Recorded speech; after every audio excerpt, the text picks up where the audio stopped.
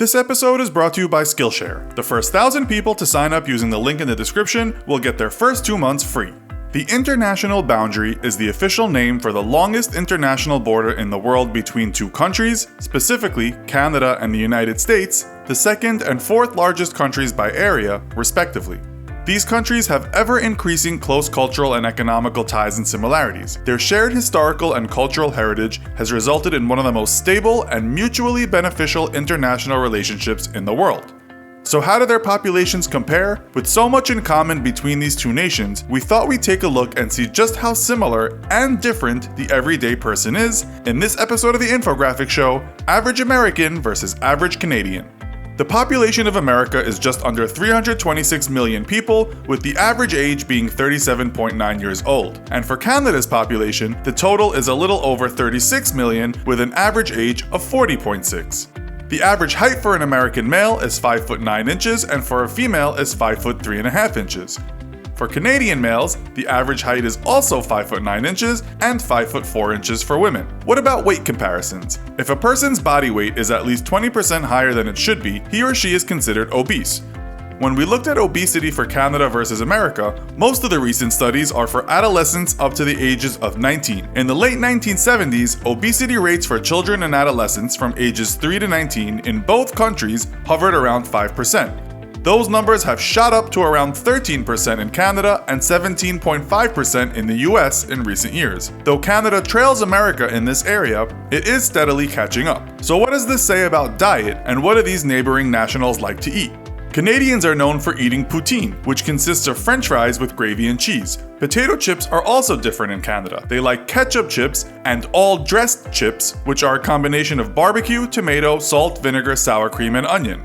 Other classic Canadian foods include smoked meat and beaver tails, which are fried dough shaped like a beaver tail with candy and chocolate on top. Americans, on the other hand, eat buffalo wings and s'mores, and of course are famous for their hot dogs and hamburgers. All foods that are also available in Canada, but are known for being American. When it comes to life expectancy, according to a report from the US National Research Council, Canadians are likely to outlive Americans due to being healthier and in better shape. Health is determined by hundreds of things, and some of those are obviously more favorable in Canada than they are in the US, says report co-author Samuel Preston, a professor of demographics at the University of Pennsylvania. Canadians born in 2007 can expect to live up to 82.3 years for women and 79.3 for men, compared to 80.8 and 75.6 for people born in the US. So if Canadians are living longer, surely the healthcare systems of the two countries must differ. Let's take a look.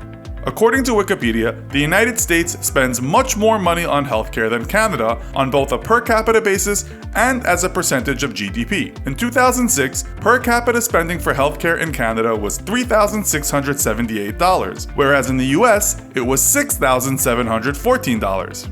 In that same year, the US spent 15.3% of its GDP on healthcare, while Canada only spent 10%. And 70% of healthcare spending in Canada was financed by the government versus 46% in the United States.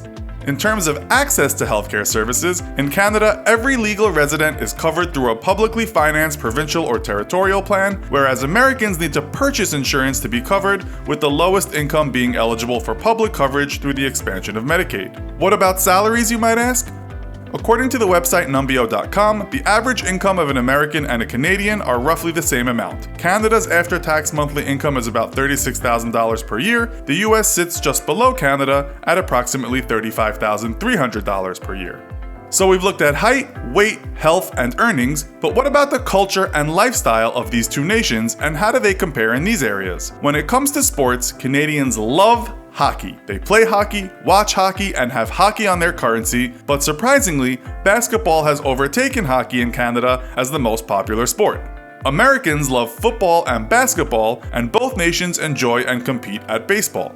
When it comes to schooling, Canada doesn't have middle school. Students go to elementary until 6th grade, and then high school from 7th grade to 12th grade before going to college. Apart from Quebec, where students finish high school after 11th grade and then go to vocational school for 2 years before going to college.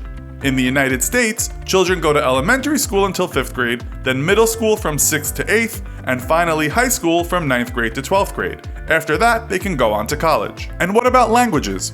Well, there are over 500 languages spoken by the US population, but only one official language, which is English, specifically American English. Canada has 2 official languages, English and French, and many Canadians believe that the relationship between these 2 languages is a defining aspect of the Canadian culture.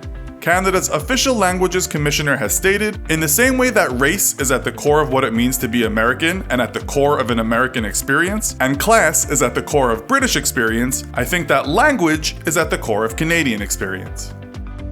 And if you're jealous of people who can speak multiple languages, or if you just want to add an additional one to your list, we suggest taking a Skillshare class called How to Learn a Language in 100 Days.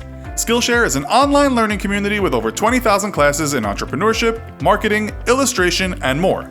The first 1,000 people to use our promo code INFOGRAPHICS14 or to click the link in the description will receive 2 months of premium membership absolutely free. Premium membership gives you unlimited access to all of the classes available on Skillshare. Join the millions of other people who are already members and support the Infographics Show at the same time by going to Skillshare.com/infographics14 or clicking the link in the description and start learning today. So, can you think of other interesting comparisons between Americans and Canadians that are worth sharing? Let us know in the comments. Also, be sure to check out our other video called Average American versus Average Brit. Thanks for watching, and as always, don't forget to like, share, and subscribe. See you next time!